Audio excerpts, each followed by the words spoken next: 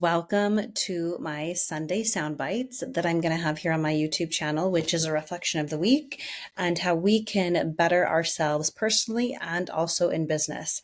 One of the things that I want to talk about today is establishing boundaries and becoming more organized. When you begin to establish boundaries and become more organized, something really interesting happens around you.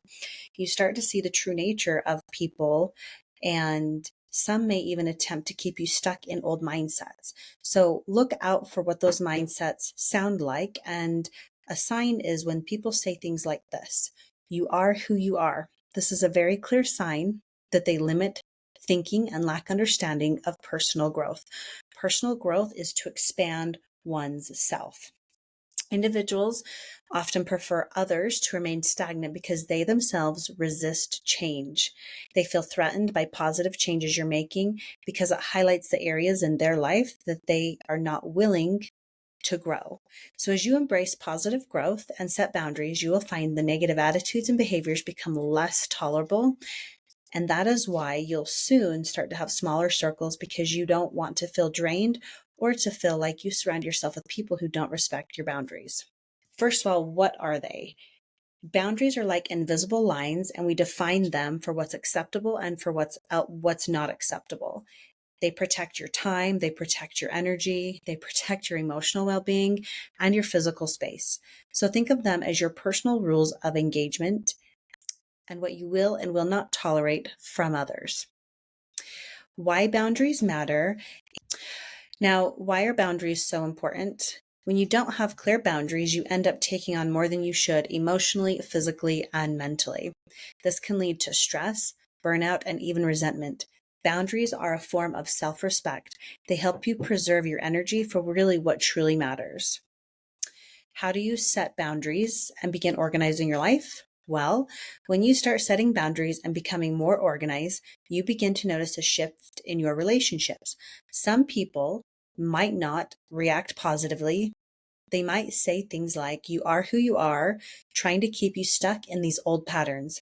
This kind of response comes from a place of limited thinking and a lack of understanding of personal growth. Imagine you've decided to set a boundary around your time. You tell your friends that Sundays are your day for rest and personal projects. But there's that one friend who always insists on making plans with you last minute.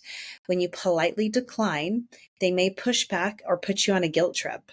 This is a test of your boundary. Stay firm, explain that you've set time aside for yourself and it's non-negotiable.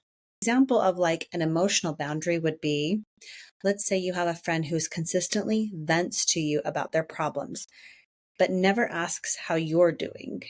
Over the time, this can be so draining. A healthy boundary might sound something like this: I'm here for you, but I also need to make time to take care of myself. Can we talk about something positive or take a break from this topic?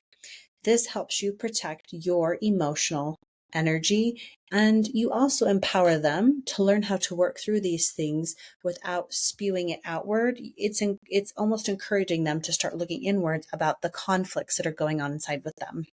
The reality of setting boundaries is, as you start to set these boundaries, some people might make you feel bad or guilty. They might say that you're being selfish or changing too much. The truth is, they're really the ones that are uncomfortable, because your truth shines a light on the areas that they're not growing. They prefer you to stay the same because it makes them feel better about their own choices. When you keep your circle small and you surround yourself with people who respect your boundaries and support your growth, you will find so much more peace and happiness in your life. So if you're thinking of setting some new boundaries, I totally encourage you to start today and to list them out. A good way to start doing that is to calendar out your week. And within that calendar week, after you have made your workout time, your whatever things that are personal growth, and then you schedule your work time and you schedule your family time, hold strong to those time boundaries.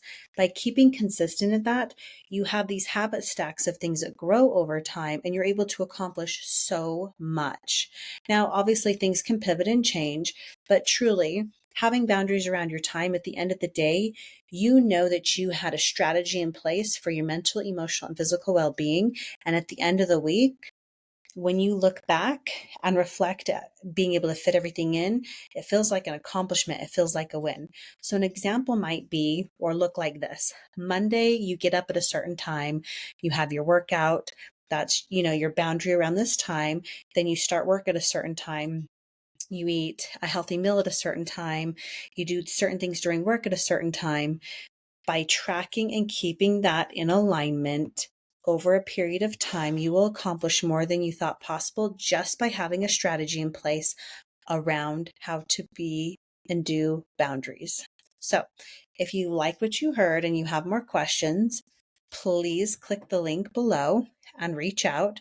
I would ask you to subscribe so that way we can keep growing and share important information with other people as well. And I appreciate you being here.